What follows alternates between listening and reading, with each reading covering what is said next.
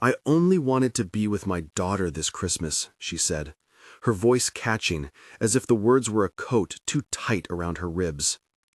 He stepped into the cab with an air that did not belong to the neighborhood, a soft cologne, a dark coat that still smelled faintly of cedar and hotel soap, and he sat down without looking at the meter, as if time had no place in his pockets. Support the channel with a like and a comment, and stay with us. This is the story of Maria and the night that would change everything. The city smelled like cinnamon and cold pavement, a mix of frying oil from the late-night bakery on the corner and the distant smoke of someone grilling chestnuts. Her hands were warm on the wheel and slightly calloused at the fingertips from years of driving through rain and sun. She kept a faded photograph taped to the dashboard, edges curling, a little girl with a missing front tooth grinning in daylight, a name written on the back in block letters, Sofia. The taximeter ticked in soft clicks, a metallic lullaby, while garlands of cheap tinsel in neighborhood windows reflected in the side mirror like tiny false stars.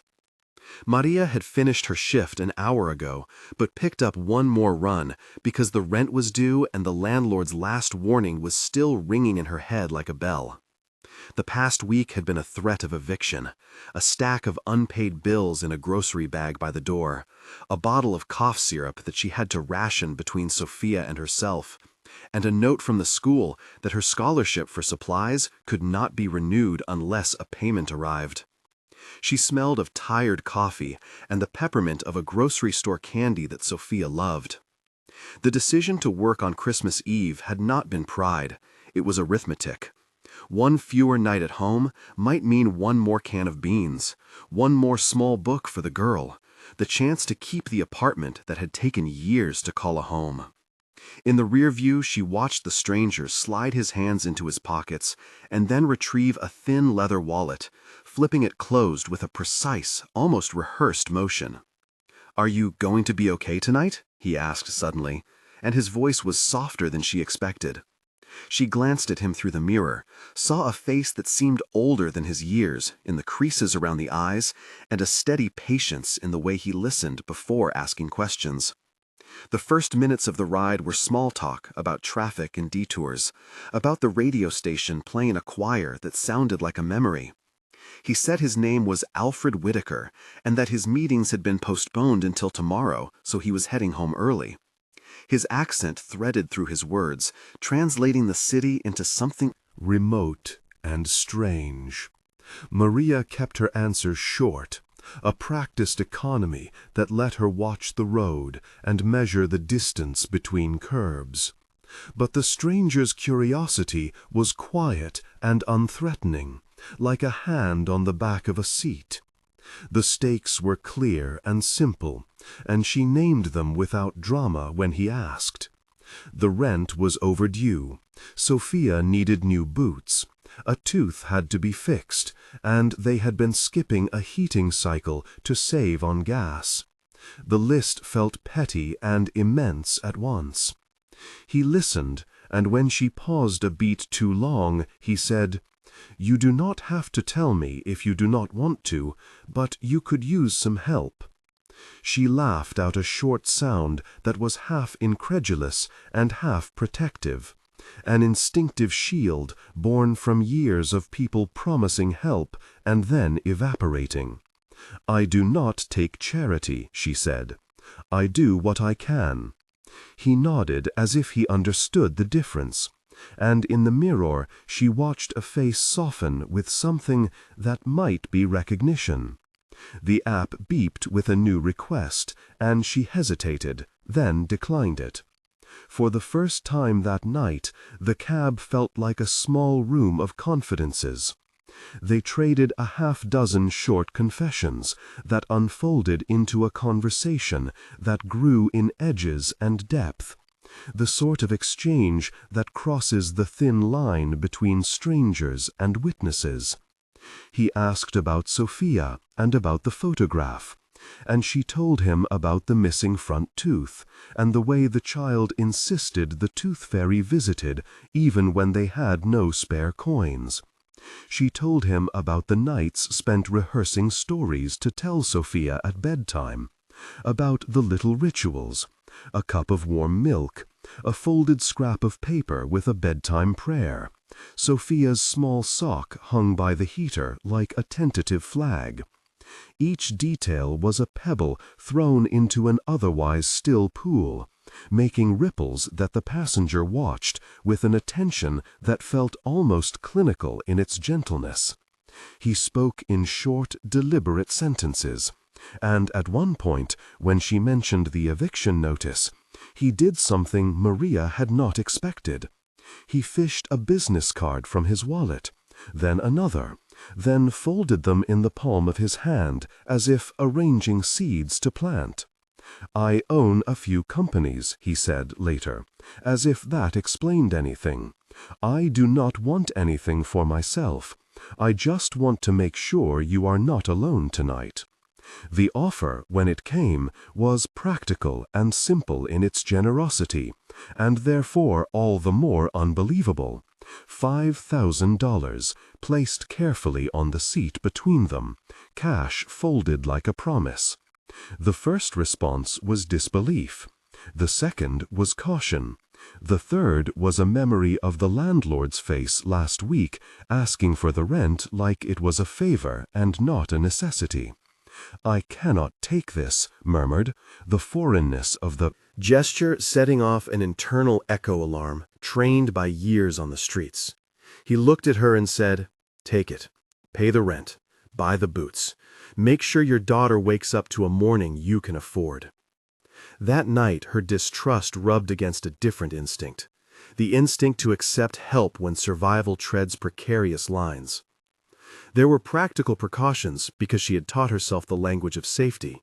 She asked for a name. She noted the license plate again. She suggested a discreet public meeting point. He agreed to each condition without impatience, a man who seemed familiar with terms of trust. She took the envelope and held it like someone holding a fragile bird. Her hands trembled, not from cold, but from the sudden release of pressure in a life that had been taut with worry. They stopped at a small shopping center with twinkling window displays, where a man with a uniform and a name tag, Lucas, opened the taxi door and greeted them with the tired cheer of someone working overtime. The smell of cinnamon buns and new wool coats filled the air. The passenger, who had introduced himself as Alfred, asked, "Would you like to pick out something for Sofia?" And Maria laughed at the ordinary loveliness of that question. They walked through aisles lit by warm bulbs, the clinking of hangers and the rustle of tissue paper composing a new kind of music. At the toy counter, an attendant named Anna appeared with a practiced smile and offered to show the seasonal collection. "What does she like?" Anna asked, voice low and genuine. Maria described Sofia in small bursts. "She likes to pretend to be a teacher," she said. "She makes little tests on scraps of paper." Alfred listened, and then he asked about colors, favorite stories, what the girl would do on a snowy day if she had a sled. They moved from the toy counter to the clothing racks with a quiet choreography. They picked out a sturdy coat, new boots that clicked when they tried them on, a stuffed rabbit that looked like it could be a patient confidant, and a small picture frame to put their dashboard photo in a place of honor. At each choice, Alfred asked one or two simple questions and then made decisions as if he were following a script written by kindness. The clerk, Anna, wrote receipts and wrapped packages with careful hands and named the manager, Isabella, who might arrange a small surprise at the register. In the checkout line, a security guard called Eduardo tipped his cap, and the porter Lucas told a joke about a cat that liked to sleep on packages, and Maria laughed in a way that released something in her chest that had been held tight for months. The story could have ended in that warm blur of giving, but the plot shaded into a more complicated palette when the clock approached midnight. They agreed to bring the packages to Maria's apartment first so she could hide them and then return with her for the surprise. The city was quieter now, the restaurants closing, the lights softening into puddles of yellow on the pavement. Maria felt an hour of normalcy that had nothing to do with money and everything to do with the possibility of a single, uninterrupted night with her daughter. Still, she was careful. She gave Alfred the address and asked if he would wait in the car while she checked that Sofia was asleep. He smiled and said he would, and she read the expression in his eyes as a steady patience. When she opened the door to her building, a neighbor, Donna Rosa, a woman who had been both critic and friend over the years, stood in the stairwell holding a small tin of rabanada wrapped in clear plastic. "You are still working," Donna Rosa said, half admonishment, half hug. Maria explained quickly, the words tripping over each other as she tried to keep the surprise from spilling. Donna Rosa squeezed her hand and whispered, "I will keep Sofia a little longer if you need." The kindness of that offer made Maria's throat close again with gratitude. Up in the apartment, the air was thin with the scent of a single small candle and the faint medicinal tang of cough syrup on a bedside table. Sofia slept curled around a small blanket covered in stars, breath soft as a trapped bird, hair sticking out like a halo on the pillow. Maria watched her and made the decision to trust, or at least to take a careful risk, buoyed by the presence of witnesses like Donna Rosa and the certainty of a simple public transaction. She left Sofia sleeping and returned downstairs holding the packages like contraband joy. The ride back to the car was a study in tension. In the cab, Alfred had been quiet, the kind of quiet that was not absence but attentive containment.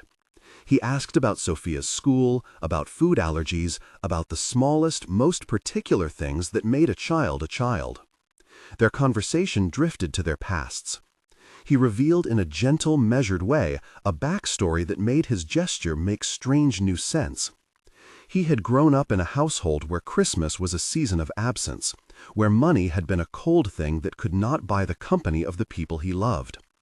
He had made his first fortune in an industry different from the one he now sculpted with more caution, and he carried the memory of a teacher who had once given him a warm scarf. "When someone offered me something small once," he said, "it changed my winter." It was a confession of solitude and gratitude rolled into one, and it fit with Maria's own hidden history, a backstory she carried in a pocket in her coat like a small folded map. Her backstory was 3 parts, each a paragraph. Known in her mind. As a child, she had learned to count candles and faces because her mother worked 2 jobs and often missed family dinners. In school, she had been good at math and at running small errands, so teachers would notice and sometimes leave a sandwich behind. In her 20s, she lost her husband to a city that swallowed men whole, to long hours and drink that turned promises into silence. Those losses had trained her hands to be precise and to hide the ways her heart cracked. Her decisions now were the result of that history, a blend of resilience and quiet fear that clung like lint. She had studied at night to get her taxi license, she had learned to change a tire in the rain, and she had learned that certain people, like landlords, expected payments like clockwork, while other people, like neighbors, supplied hope in small tins. That backstory explained why she drove late nights and why she had the courage to keep a photograph taped to the dash, and it explained the way trust arrived like weather in her chest. The conversation in the car deepened, 8 or 9 exchanges flowing between them like a slow river of words. He asked about Sofia's temper, and she said she had a stubborn streak, and that stubbornness was a gift. He asked if she still hummed at bedtime, and she admitted she sometimes forgot and would then make up songs to catch up. He asked if she had a brother, and she laughed, said no, only a neighbor who had once taught her how to fix a broken radio. He asked if she dreamed of a different life, and she said, in a whisper, that sometimes she dreamed of returning to school to study accounting so she could understand the language of bills and make them smaller. He listened, and then he offered a small, careful plan, not only the money to cover the immediate debt, but the possibility of a real job, a legitimate contract that could start in a few weeks at one of his companies overseeing community transport projects. Maria's first instinct was to reject the idea because she did not believe in easy rescues. The second was to consider the improbable logistics. The third was a shot of fear that someone with money would want to control her life in exchange for help. He understood these reactions and sat with them without pressure. They had a longer dialogue about boundaries, about what a job would look like, about schedules, and about the fear of losing the small rhythms that made her feel like a mother first and a worker second. He said plainly, "I will give you a contract. You will have a clear schedule, benefits, and the security to enroll in accounting classes if you want. You will not owe me anything beyond good work." The offer sounded like a promise shaped into a document, and Maria, trained by years of skepticism, asked for details and process. He explained the hiring steps in plain language, the kind of accessible description that made paperwork less frightening. First, there would be an interview with human resources to confirm experience and availability. Then, there would be the signing of a standard employment agreement that specified salary, hours, and benefits. A background check would be requested with the candidate's consent form and identification, after which payroll would be set up and the first paycheck would include pro rata compensation for the starting month. That explanation lasted about 300 characters, too long to be a sentence, but just right to calm a practiced worry. Maria's mind moved in practical ticks. What did that mean for childcare? Would she need new clothes for an office? Could Sofia stay in her school program that provided after-school care? Alfred said he would help facilitate each step and that his assistant Carla would be in touch to coordinate everything. Names began to pile up like little anchors that made the offer feel more real. In that scene, there were at least 6 exchanges, possibly 9, each question and answer building the bridge between a night of gifts and the possibility of a different trajectory. Yet tension returned when the clock read 11:58 and the city began to hush like a page being turned. 3 specific moments of tension later unfolded in settings that felt immediate. The first was when the elevator in Maria's building stalled for a minute and then lurched, leaving them stuck between floors with Sofia sleeping above. The smell of old carpet and the metallic taste of fear filled the small space. Maria's hands found the panel, and she pushed the emergency button, her voice shaking as she called down to Donna Rosa to bring a spare key. The silence stretched and her heart hammered, as if the night was conspiring to undo the fragile promise. In the second moment, as they crept up the narrow stairwell with packages balanced under coat sleeves, Donna Rosa appeared in the doorway with a neighbor named Jorge who had been carrying a flashlight. Jorge's face was skeptical, and his first words were a sharp question about who Alfred was. Maria answered with a jolt of protective patience, and Alfred explained his intent with a calm firmness. Tension eased only slightly when Jorge made a remark about strangers and tricks, and Maria had to speak up in defense, describing the receipts and the bagged purchases, and in those words the truth of the evening was hammered into the light. The third moment happened at exactly midnight when the small clock over the stove blinked from 11:59 to 12, and Sofia woke with a cry that sounded like a breaking chain. She came into the living room with hair tangled and eyes large, and the packages revealed were like a raft thrown into a drowning sea. She saw the coat first, and then the boots, and then the stuffed rabbit, and then she saw the envelope that had been slipped into Maria's hands earlier, and she asked, "Mama, who gave us this?" Maria could not keep the water from her eyes. The child's face made the money a secondary thing, and the real miracle was the fold of safety that suddenly existed where there had been only fear. The reaction was an explosion of laughter and tears, and the neighbor Donna Rosa and Jorge, and even the stern porter Lucas, gathered like a small jury deciding that joy was a reasonable verdict. Sofia hugged Maria, and then she turned to Alfred with the raw curiosity of a child and asked him if he liked snow. He bent to her level and answered with a smile that carried the light of someone who had come here not for spectacle, but to remember a warmth he had once been given. The midnight scene had at least 9 exchanges, child questions, wonder that alighted on adult faces, quick thank yous, small jokes about the rabbit needing a name, and a promise to make rabanada in the morning for everyone. In those moments, the house became a vessel of ordinary abundances, the sound of wrapping paper being torn, the smell of warm bread the Donna Rosa had left, the soft flicker of a single lamp that made faces look like portraits. After the initial burst of emotion, the conversation settled into a quieter, more intimate mode. Alfred asked to speak to Maria alone for a few minutes, and they sat at the tiny kitchen table with 2 mugs of coffee that tasted of bitter grounds and relief. He told her more about his childhood in 3 small paragraphs that were gentle and raw. He had been raised by a teacher who worked every holiday to make sure the neighborhood children had books. He had watched his own father leave for long trips and not come back as often as a child needed.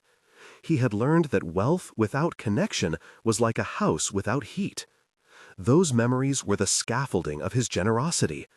He said he did not want anything in return except that Maria feel free to take the job if it would help her live better and learn.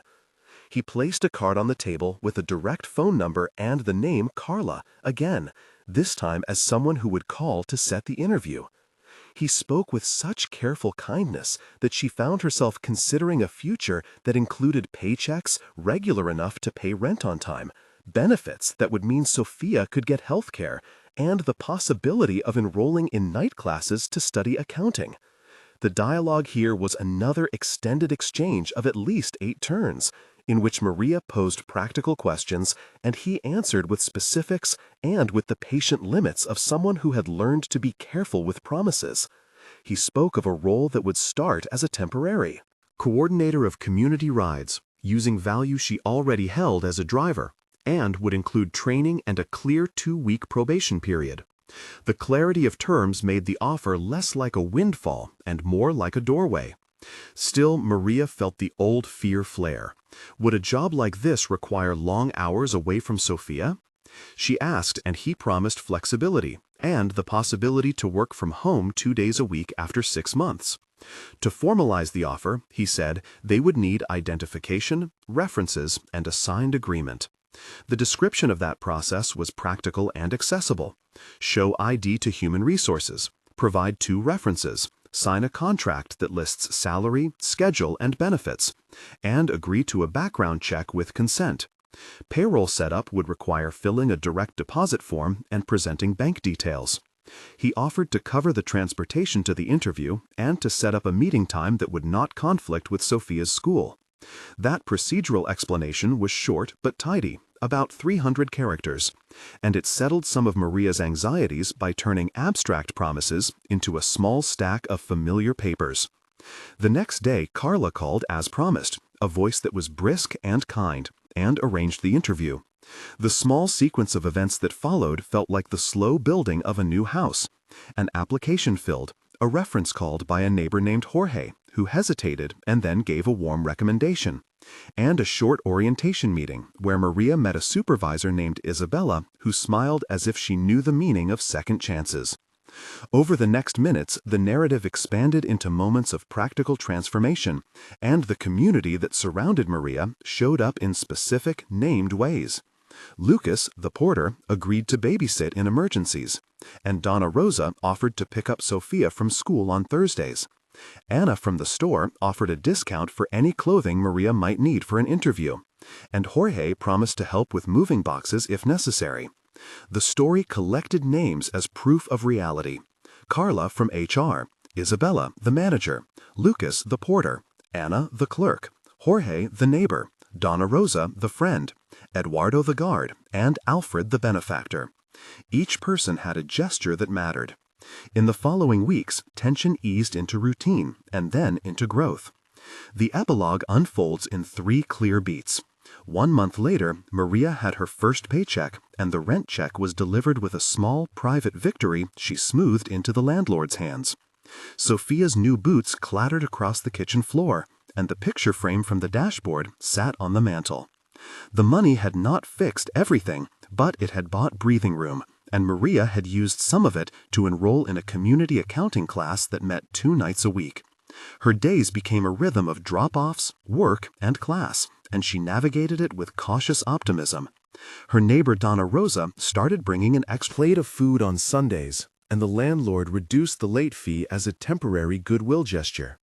The immediate practical change was visible and tender, and the apartment felt like a place stitched together with new threads. 3 months later, Maria had completed part of the training at Alfred's company, had been moved from probation to a permanent role, and had begun to manage community rides that connected elderly residents to medical appointments. The job came with a small healthcare plan that meant Sofia no longer had to wait for a school nurse when she had a fever. Sofia had a new teacher friend named Mariela who invited her to join a small after-school choir, and Maria had saved a little money to buy a proper winter coat for herself. Her mornings were earlier and her evenings were busier, but there was an underlying steadiness that replaced the old unease. Alfred visited once in the months that followed to check on the program and brought with him a small book for Sofia filled with animal drawings. At 6 months, the horizon had shifted more noticeably. Maria had completed an introductory accounting course and was accepted into a longer certificate program with a scholarship partially funded by Alfred's company. Her position had expanded, and she now supervised 2 part-time drivers, one of whom was a young man named Diego who had been hired through a local job fair and whom Maria mentored with the patience she had once only afforded her daughter. The apartment's walls had new paint, a soft color suggested by Donna Rosa, and there was a glass jar on the kitchen counter labeled Sofia Fund, with coins and a few bills inside. The relationship between Maria and Alfred had remained formal and respectful. They kept to agreements and shared occasional messages about community projects. Their encounter had been improbable, but it had not required a story of transformation that erased Maria's agency. Instead, it amplified it, giving her tools and breathing space to do what she already wanted, be with her daughter and build a life that did not hinge on the next rent notice. The final scene is quiet. Maria tucking Sofia into bed on a mild summer night, the picture frame now shining from the mantel, and a small, steady light of possibility that was not a miracle, but rather a series of human decisions layered together. If you are moved by this story, please share in the comments a small gesture you have received or offered. It helps build a community of people who believe in practical kindness. If you want to support more stories like this, consider subscribing. Sometimes the greatest gift is the one that gives someone the chance to stand up on their own 2 feet and choose the life they want to live.